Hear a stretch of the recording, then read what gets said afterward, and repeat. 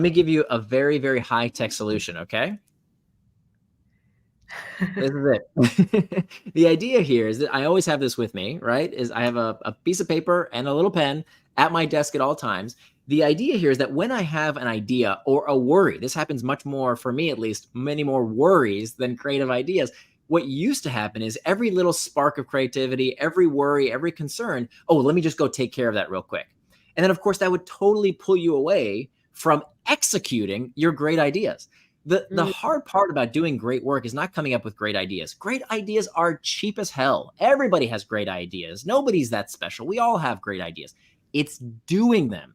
And doing them requires you to focus. It requires you to work without distraction. So you are giving up so much every time, like me. I used to do, oh, okay, I have to take care of that one thing. Let me go take care of that for 30 minutes. And now I didn't even finish the task I was working on. I didn't give that appropriate time. Instead, what I do now is every time I have a creative idea or I have a worry, I jot it down. Okay, I put down a few words, and then I have time in my calendar to worry. I literally have time in my schedule for worry time. Here's what's amazing about that. Number one, my brain can refocus on the task at hand because opposed to me saying, oh, I might forget, I might forget, I might forget, I won't forget. It's right here. And knowing that I will have time later on to deal with it lets my brain relax and truly focus on what I'm working on right now.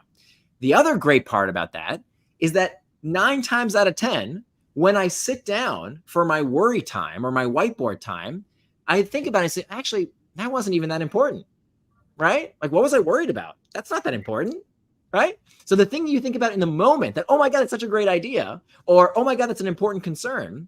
If you give it some time to marinate, what you oftentimes find is there's something else that's more important that takes the time. So by putting it on a quick piece of paper, just 3 words, don't act on it, don't betray yourself and get distracted at the moment. Put that time in your schedule for whiteboarding time and worry time. And a lot of people say, oh, but I need to be creative, I need to be spontaneous. That's your amateur voice talking. Professionals, yeah. what pros do, they sit down and do the work. They are able to sit down and actually create. And if you think, okay, I need to be creative whenever I feel like it, that's just not true. That model tends to really not work for people unless your whole day is spent that way, right? Like some people are just artistes all day. But in the modern working world, you've got meetings, you've got emails, you've got kids, you've got tasks.